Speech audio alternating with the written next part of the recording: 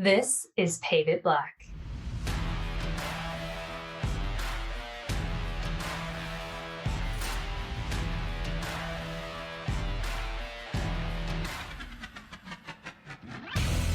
Hi, everyone, and welcome to Pave It Black, the official podcast of the National Asphalt Pavement Association.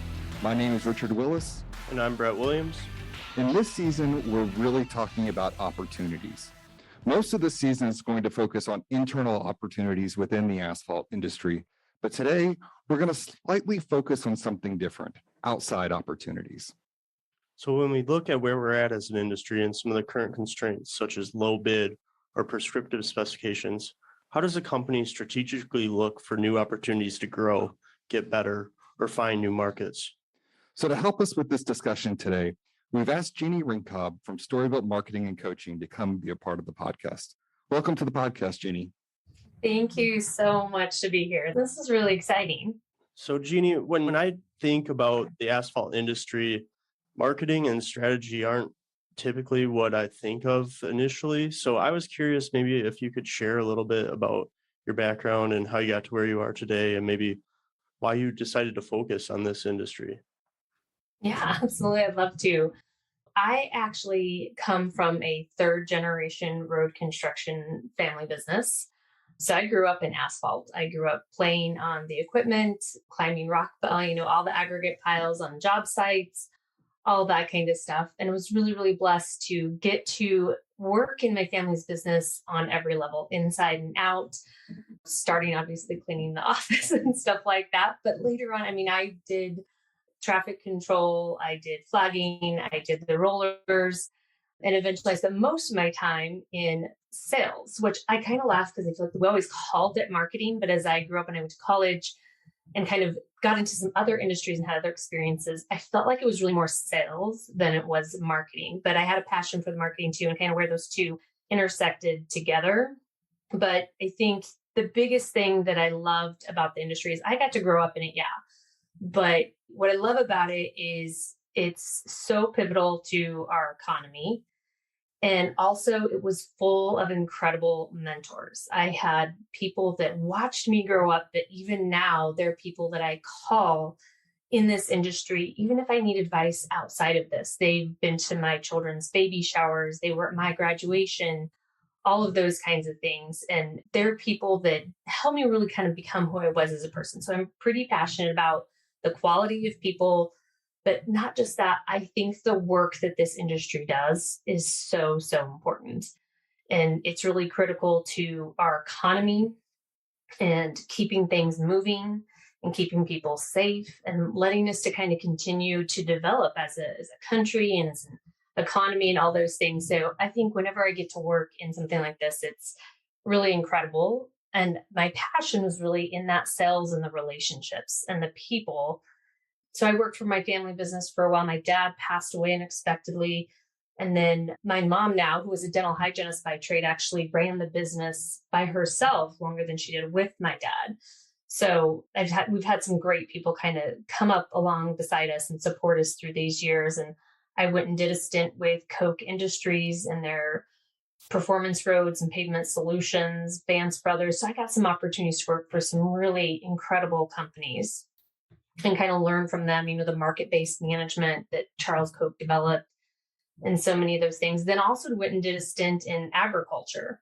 My husband grew up in ag, and we had an agricultural commodities business that we built and sold. And that was a really great experience for me too. But I think I spend a lot of time talking to people about marketing and sales, but I think it's hard to define that. Those are confusing things, and they're confusing things once you really dive into how are you going to apply them to your business effectively. And that's where I found that I loved helping business owners and leaders. Let's just start with, how does your job even work? It's a non-typical type of position, especially in this industry, but it definitely provides opportunities to improve businesses in significant ways. Do companies seek you out? Do you seek them out? How do you get pulled into the process? It goes both ways. Typically, a lot of times I'm just referred by people that, hey, this gal helped me with this problem that I was having. And so a lot of it's referrals based, but I definitely come into contact with people where, hey, I think I can add some value here. So it goes both ways. But really, what it comes down to is most business owners struggle with having too many opportunities. There are so many things that we could be spending our time and our money and our resources doing, but instead, we actually end up taking on projects that don't ultimately grow our business or strengthen our organizations.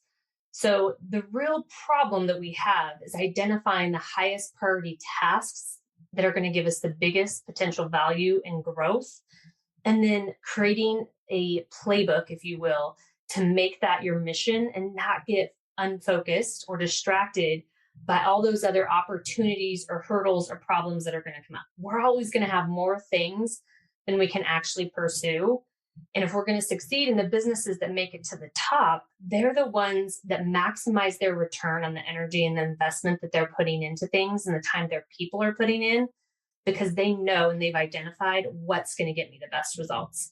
So before I even talk marketing with a business, more of the work that I find that I do these days, because I would go in and do marketing with a company and then find that we really had to back up several steps because we had missed a big opportunity or not seen a big hurdle. So almost always now when I work with somebody, we go back and we start with what I call brand strategy.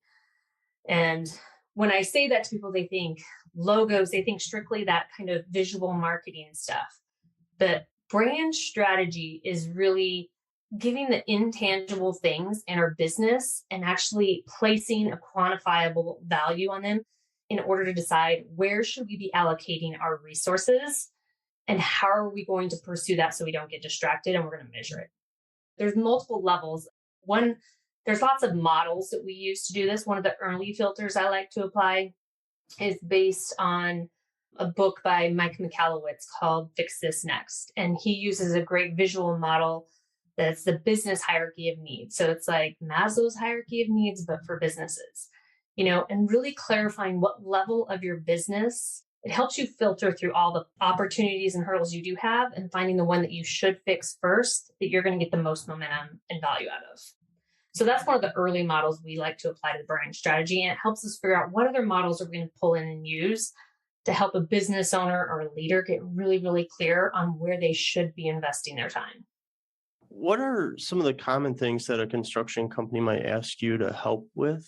And could you maybe describe how you help companies find new opportunities or ways to improve when you're thinking about how the company is faced with tight standards in the low bid environment where they're kind of walled in their situation or their market? So I'm just curious, if you have some thoughts that you could share on that as well. Yeah. So I think a lot of times what I typically see people do is say, maybe we know we need a website, but we're not sure we need a website, what it's going to do for us. So those are a lot of the conversations lately. One of the more relevant things that's been happening is I've had people come to me and say, hey, I'm having a really hard time recruiting talent that I want and the right people for my jobs. The market is really tough on that side. So that is somewhere where we can also pull back. And right now I'm doing a project where we went and applied first the strategy models to both sides of her business and how is she going to grow it in terms of sales, but then also how is she going to grow it in terms of recruiting people. So for her, we found that, and I think we see this a lot in construction, we almost position ourselves without intentionally doing it as more of a commodity business. And I think when you're bound by some of the things that we're stuck in, that tends to happen. But if you have somebody that's slightly on the outside that can come in and run you through some of these models, you can find ways to set yourself, if you guys are familiar with blue ocean strategy, that's one of the ideas or the concepts we talk about. And the waters can get really, really bloody. We want to find the blue water, but there's different ways to do that. Even when you're bound like we are in the construction industry quite often, the people making decisions still have choices. They have choices about how well they're going to work with you. They have choices about the frequency maybe that they're going to work with you. But it's not just that. It's taking it out of maybe that and saying, well, that's capping my business and I can't do anything else because of that. And saying, maybe that's not the mindset that you should have. So a lot of times I'm coming in and I'm challenging them and saying, of all the assets that you have, the skills that you've developed, all the things inside your business, maybe there's more than what you've seen. An example of this, and it's outside of the construction industry, but I'm thinking of a commercial insurance company provider that was coming in and selling people packages for healthcare things for their business. And when we went through a strategy process, we actually found that they were doing an assessment to help people just identify their needs. It was a whole other business opportunity within their business. And they didn't even know they were sitting on it. And then in the future, they ended up actually splitting those two businesses off and selling one of them. So there's all kinds of things when we're inside of our business that we don't realize are going on. So maybe it could be an opportunity to create a different type of experience for the customer you're working at so that you then become that preferred provider. Maybe you're more focused on the team side of things, thinking about how you're going to develop a better team and therefore help them perform better, saving money, having cost savings on that side of it. So it's not always that outbound sales piece. It might be an inside piece where you find you actually have a hurdle. Maybe you have operational discipline that's not letting you be as efficient as you need to be, but you're not seeing it because you're really focused on a different part of your business. One thing I see with a lot of leaders and owners is if they have a marketing background or they have an engineering background or they have a specific background, that's what they tend to focus on in their business. That's what they want to tend to find and work on because they're comfortable there. So giving them, like I said, those intangible pieces of their business and actually being able to find a way to quantify those and make them a value. So it's very easy to see that, hey, down here low at the base level of maybe sales or marketing, there's an opportunity that needs to be addressed because it's the bottleneck in my business. And I just didn't want to see it because I was more comfortable somewhere else. So that's some of the early work that goes into that. But I think people are always incredibly surprised by the hurdles that they're really facing and the opportunities that are really in front of them when you take them out of their everyday environment and you run through some models that can kind of put value on different things. You kind of mentioned earlier why you enjoy working for the construction industry, just because the value that it brings to this country and how it helps the economy and the people involved. But what really gives you the satisfaction at the end of the day as someone working with this? What do you love about your job? I'll tell a little story early on. This probably comes from when I was about 10 years old, something like that. I was really lucky. I get to go with my dad on sales calls from an early age. And our business was bound in a contract business with the state and whatnot. But those relationships that he was developing with those customers were still super pivotal to the success of our business. Having a contract didn't guarantee we had work. So I was really lucky early on to get exposed to that and get to go out and be part of that. And I remember once we were driving from Albuquerque to Grants, New Mexico, and we're driving down the road, and I just say, oh my God, Pat, all the things that you could do. Why this? Why is this what you do? And so, I think most parents probably dread those questions, especially when they come out of left field or whatever. But my dad was great. His answer stuck with me forever. And it was, I get to be part of the backbone of our country. And he started going by on the road. And he said, that guy's probably going to work right now. And maybe he's going to be providing a really great living for his family. And they have a nice home because he's able to get to work safely. And they're going to go on a vacation in their car later this year. Maybe they're going to start out on the same road. And that car right there, that might be somebody getting to the hospital safely to deliver their first baby.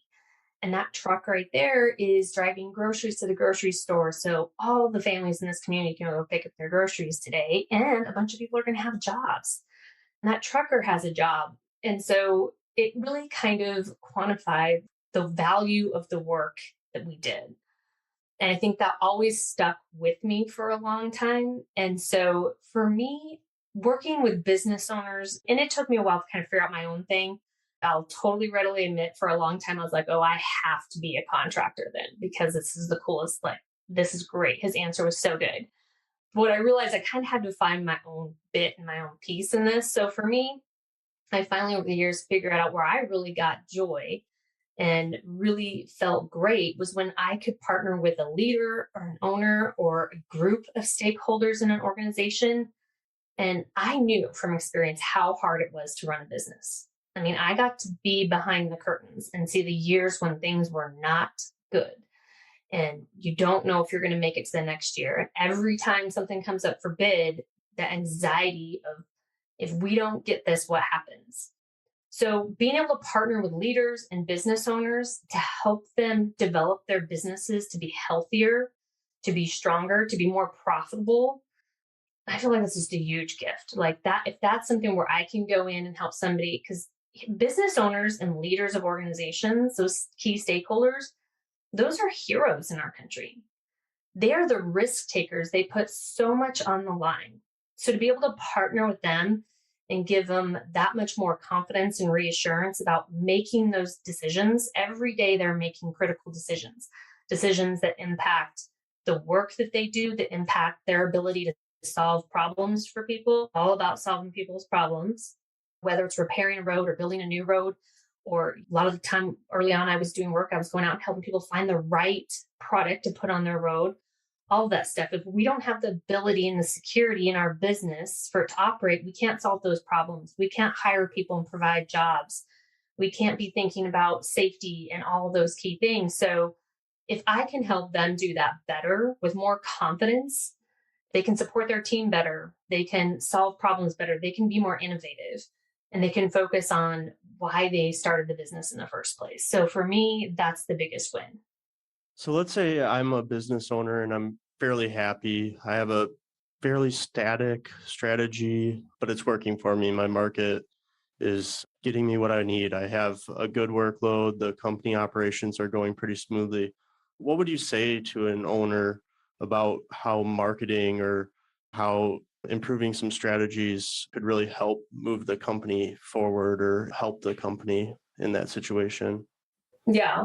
First off, I have to admit, I don't know that I've met a lot of business owners that probably wake up every morning and say, I'm totally content. I think it's part of, and I can totally relate to this. I grew up in 3 generations of entrepreneurs on both sides of my family. And I tell people honestly, it's like a genetic disorder or something that we have. Like we just can't help it. My husband and I laugh about that a lot. Like we're kind of just predisposed to this. And there are times in our businesses and stuff like that where we think we're crazy. I wish I didn't have this disease. But I don't think a lot of business owners wake up feeling that way. And most business owners, I think, especially in an industry like this, there's so much investment that goes into it, and there's people's livelihoods that are at stake. You don't wake up any morning without a certain level of anxiety about what could go wrong. So I think there's always that. I think for most people, we're always working on so many things. Like your marketing department wants to do something, your salesperson has a new idea or a training they want to go to every other week. Your operations folks got new ideas about how they want to do stuff, or they have problems, or your crews and your plant managers are frustrated with your salespeople because they're not communicating information, and scheduling is a disaster. All of those things, right? They always have problems in their business, even if their business is maybe, it seems like it's doing well. First off, they probably would like to be more profitable. I mean, nobody's going to say no to that. But they probably also just like to have less problems, that they feel like there's got to be a better way to do this and a better solution. So I think doing kind of a strategic evaluation of your company and finding ways to make it operate smoother, there's never a reason that we shouldn't do that, right? We all take care of, we're supposed to eat healthy, we're supposed to exercise regularly. You take your car to the shop for regular maintenance, and our businesses really need that too. But our businesses don't just need regular maintenance, they also need to evolve, because if we don't evolve, what happens? We become obscure, or we just become obsolete. And most business owners I know, they're not just thinking about today, they're thinking about what happens 20 years down the road when I'm not able to continue to run this business. Is it a family legacy business? And how am I going to maneuver that? Is it something that I want to be able to build and sell? Do I want to bring into a partner?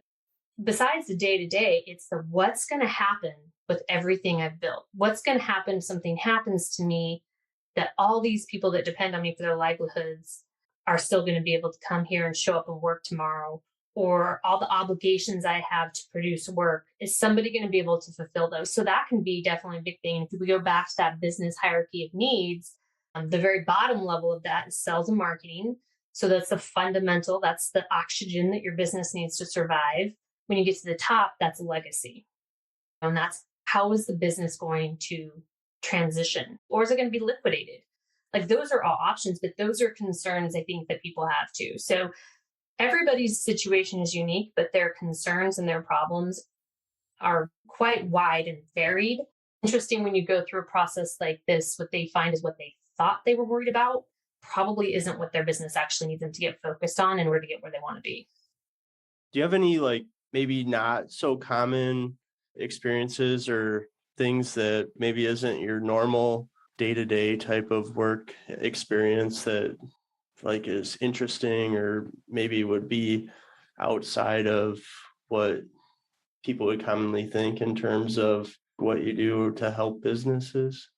Yeah, absolutely. So I get into messaging with folks and stuff like that. But I think when you go back to kind of analyzing folks on their kind of getting into that strategy piece, one of the things and one of the models that we talk about is a clock model. And I think this is kind of a unique way for people to think about their business. And it's something that whenever I'm in a session with folks, and it's one of the models that I pull out most of the time, because I kind of use my knowledge, my experience to gauge where are we going to go, what tools are we going to pull out to apply to their business as we go. But this is one that usually makes the cut for me. It's the clock model. And it's thinking about your business. So it's around, we don't have the visual aid right now, but if you imagine your customer in the middle, they're in the very middle. And there's three ways that they can experience your company if you look around. So pre-purchase, purchase, and post-purchase are those three main categories of touch points. So I think one of the things people are surprised about when we tend to work together is I think of marketing and sales as pre-purchase, but I tend to find, and I'm happy to push people in that direction, that a lot of their opportunities are actually more in the purchase and the post-purchase experience. And the experience that we can give people in those categories actually can be leveraged in pre-purchase. So pre-purchase would be that your website, your marketing, your sales team. Purchase would be, what is the actual experience like when you're solving that problem, you're providing your product, you're paving the road for them. What is that experience like? Are you easy to work with? Do you communicate effectively? All of those kinds of things. Post-purchase would be, how do you support them on the backside? What's your customer service like? How do you solve problems when things don't go smoothly? And we're living in a culture now where people want and expect more of the post-purchase. And that's not typically been historically how it's been. But I'm finding that we can get more leverage, and that stuff that happens back there, that can be almost recycled and repurposed for the front side for that pre-purchase. So I think people get surprised about that, and they get really excited about the opportunities to direct their company in those directions. Because what I tell people is you need to do all three of these, but they can't all be 33.3%. Like, pick where you're going to be known. Are you going to be known for being really strong in the experience of actually paving that road or following up? And I think in our industry, people don't think they need marketing as much because there's so much is important on that. And it is, but figure out what is going to be the thing that you're known for, because you can't be known for everything. And helping them get really clear on what are the cues and things that they need to focus on to really become known for that. And you may find that when you get known for something great, then it translates into the forward facing, the marketing. And what you do is you share that story. You start sharing the story of how you created incredible experiences, either while you were paving that road, if you're a contractor, or while you were supporting that contractor, if you're a B2B business. You just start sharing those stories. That stuff's really powerful when you're trying to recruit. Like we mentioned earlier, right now we're in an environment where getting and holding talent is tough.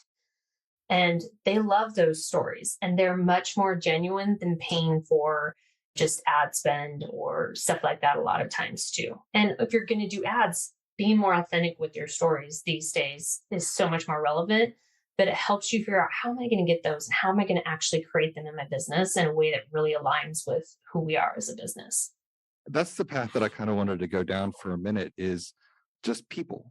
It is something that most of our members and people in the construction industry are just struggling to get good quality workers who will come in and do the job and stick around. What are some of those low-hanging fruit or opportunities that we may just be overlooking or missing to potentially get out there and pull more people into a great industry to work for? This is such an important question. One of the great experiences about growing up in this industry and growing up as a daughter of a family that owned a business is the people that worked for us. Those people were our friends. I mean, those were the people that, when my dad passed away, those were the people that kept us going. And I'm really, really proud to say that I've shared with you guys that my mom ended up running this business by herself, and she was a dental hygienist. She did the books, she did all that stuff. But my dad came from a construction company. He had that background. And when he passed away unexpectedly, we realized how great our team was. And they came alongside us. And we've had historically very, very low turnover. And that's something I always admired my mom for, how she could build that culture. But I think the problems that we're facing right now, it's tougher. It is so much tougher. And it's not just about attracting them, it's about retaining them. Because we live in a time where people tend to switch jobs more often and information is more transparent. It's easier for them to get a feel for what it's like to be in that position. I mean, people think about marketing and sales. Marketing has a lot to do with attracting a team too, because you're sharing what the experience is going to be like for them once they're in there. And you do that by sharing the stories of maybe the people that are in there. But one of the things we work on a lot is we actually create messaging. We work on the strategy. We incorporate hiring into strategy if this is something where a business wants to focus and needs to focus. Where are you going to find them? Another question about the clock model. Are you focused on recruiting great talent, or are you focused on keeping good talent? And what about that onboarding experience? Like if you were talking about clients, that's the purchase experience our clients that has, but what about the onboarding? And a lot of business owners don't know this. I mean, I geek out on business books and I geek out on continuing to be educated on this. Business owners, a lot of times, are too busy to do that. That's why I come in and you get to borrow and use my expertise and my experience, and the fact that this is what I do. My job is to study this stuff and filter it for people. Creating an onboarding experience, people don't realize how much that's going to impact keeping those people down the road. So a really great example is, first off, when you're trying to recruit, you need to think about messaging and you need to think about their story, their problem. Your employee is the hero and you're the guide that's going to help them be the hero in their own story. Because every single day they wake up and they want to be the hero of their own story. They don't want to go work for a hero. They want to be a hero. How can you make them the hero in their own story? Because that's the life everybody wants to live. And so figuring that out and then creating messaging around that is important. But another really tangible tip, if you know that you're getting some people and you want that onboarding experience to be really great so that they can last and that they can actually get traction and succeed in your culture, is think about that first week.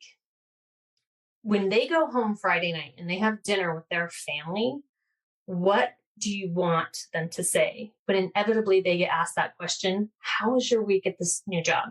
What do you think? Did you make the right choice? What do you want them to say? You want them to say, this is so much better than I thought it was going to be. I think I found a place I'm going to stay forever and I can make huge contributions here. And the people are amazing, right? Those are the things, but how are you going to get them to say it? You have to very strategically start there and then work backwards. You have to actually build that week for them. What are they going to need to happen in that first week or that first month, whatever it takes for your business? So for that lay down operator, that maybe you're hiring for that, but do they have experience? Do they not have experience? Who are they going to need to meet and build a relationship with so they get support? Is it a new sales team member? Who do they need to meet on your team to get support? How are you going to build it up? A lot of times what we traditionally do is we hire somebody and we think, yeah, you are so talented. We're really excited, but I've got several fires burning over here. We slap them on the back and say, great, I'll catch you for lunch Friday afternoon, right? And they're already going, I made a mistake. So if we're going to go through all the work of recruiting great talent, we have to figure out how we're going to actually let them succeed and how we're going to set them up for success. So that's one thing that we've used in companies is really trying to create an experience in that first week or 2 weeks, whatever it is for each position and each type of business to really set them up for success. So that deals with more of the onboarding piece. And there's strategies and actual techniques you can implement at all the different levels. But that would be just one example of one is really engineer what that could look like so that when they go home or they talk to their friends at the bar on Friday night, they're like, this is so amazing. And guess what they're going to do next? They're going to recommend another great person. So this question might be a little off the wall, but I've been reading some of the articles that you've been working on with Asphalt Pavement magazine. And I was kind of curious about how you came up with the visual of your business is like an airplane. I know the articles get into some of the details of that, but I was just curious kind of where that originated from. I think a couple different places. I grew up in a family of pilots. So my mom was a pilot, my dad was a pilot, my oldest brother was a pilot, my grandfather's both pilots. So always kind of been around planes. So I think it really resonated with me. And another group that I study consistently with, and I'm also certified through, is StoryBrand. The owner of that company is Donald Miller, and they have used that analogy. So I kind of borrowed from that analogy because it resonated so much with me. And like, even though I've been around aircraft, most people have flown on a plane. And we all think in our heads about how do they make this giant, heavy thing fly? Like it all seems like this engineering miracle to all of us. And so I think actually relating that directly to business just worked and it clicked. So definitely some slight modifications for kind of my nuances and my experience. I've definitely borrowed some from an analogy that I've heard him use as well and kind of tweak some things. And then also was able to directly correlate to like the business hierarchy of needs pyramid and stuff like that, because I think those kind of directly relate. If you can't get lift, it just doesn't matter. You got to have the cells for your company to be able to breathe. But all of those things really have to work. To get your company to get more altitude and to go further, you have to be always looking for where do I need to do repairs? Where do I need to spend my time? And we only have so many resources, be it our time, our team's time, the money we put into stuff. And in my experience, business owners get so busy and we don't spend enough time figuring out where are we going to get the maximum return for the effort that we're going to put in or the resources we're going to apply. I got another crazy question. So I grew up in a farming family and you brought up working in agriculture and your experience in the construction industry. I was just curious if you had similarities between those two industries or things that you think are common ties between them. Yeah, this is a great question. So actually, these are the two industries that I basically pursue now. And I do most of my work in these two industries based on that. So when my husband and I met, I think I mentioned Coke Industries. They'd been a supplier for my family's business. And then I also worked for them as well for several years. And they were a supplier and a customer in his business that he was already buying into at the time. And so that kind of was my first experience of like, wow, this is a really small world that we live in. But definitely over the years, as I kind of got to experience that industry for a while, there was a lot of correlation. I think culturally, we have a lot of similarities. Hard work, blue collar, gritty, getting stuff done, and really two essential industries. All the things that I've mentioned that I really love about our industry, how it's essential, it builds our economy, agriculture is exactly the same. So fundamental to feeding the world and very interrelated in terms of just our roads get the fertilizer to the fields, they get those crops to where they need to go to. It's all directly interrelated. And there are some companies that actually play in both industries a lot. So there's that. They're also seasonal. So there's a lot of seasonality challenges. So a lot of the businesses I'm dealing with is, hey, you can reduce a lot of risk in your business if you can look at that seasonality question, right? And that's a question that we've dived into in a lot of my strategy sessions is how can we eliminate the pain of being so seasonally dependent? That's something that's in common as well. So I think there's so many similarities to those industries. And I kind of fell into the ag thing by accident, not intention. But it's been a blessing to kind of be able to compare those two industries side by side. I got one more question. I know that you are experienced in the world of podcasts, and I was just going to give you the opportunity if you wanted to tell us a little bit about some of the ones that you've been involved with running in the past. Yeah, absolutely. So I did a little stint when we sold our commodities business and we were looking at making a move and stuff like that. We have 3 kids right now. They are 7, 9, and 11. So this was about 5 years ago. So they were much younger. And I had a lot of mom friends, and I joined an organization called MOPS through our church. And it was really, really helpful in terms of me just surviving those years because I was working too, and it was crazy. You just don't know how hard that role of a parent's going to be until you're in it. So I did a podcast for several years called the Mompreneur Experience. And it was really fun for me to I learned so much about podcasting during that time. And I made tons of just met amazing women. And even in our industry, and I think I'd also grown up in a kind of a male dominated industry, which I'm seeing more and more women in it, which I love. I've been involved with Women of Asphalt lately, and I'm on one of their communications team, and that's been an incredible experience. And I wish that was here when I was young. Like, why didn't I think of starting that? So that was my first foray into podcasting. Is I kind of just wanted to showcase and get to know some of those moms that were struggling with trying to start their own businesses, and kind of had a little experience there.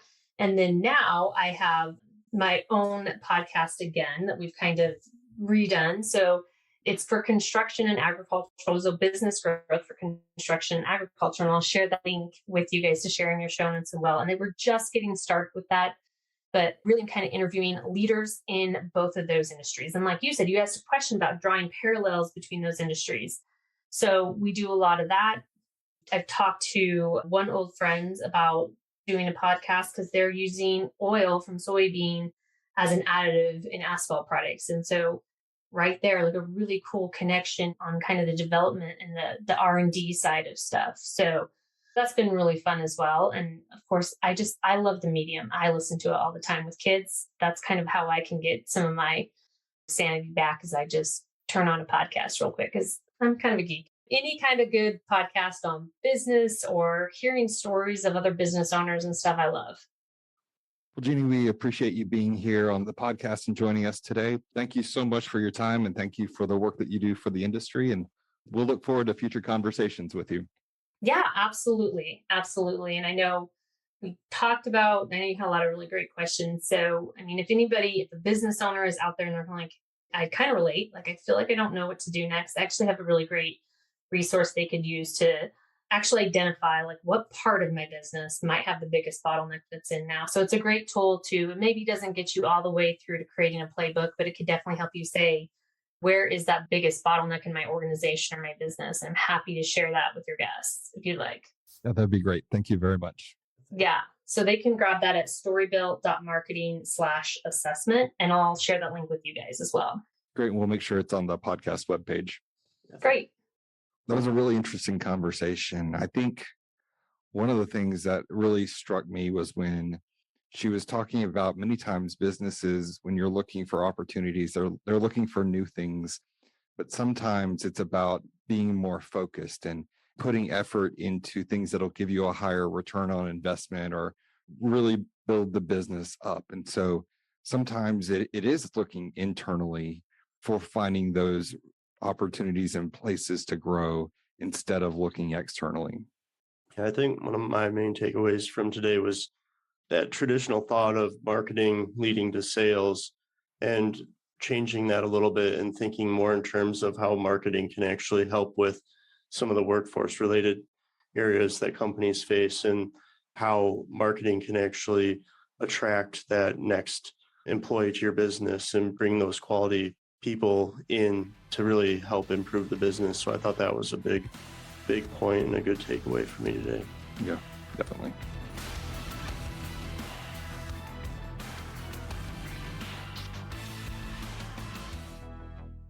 Thanks for listening to Pave It Black.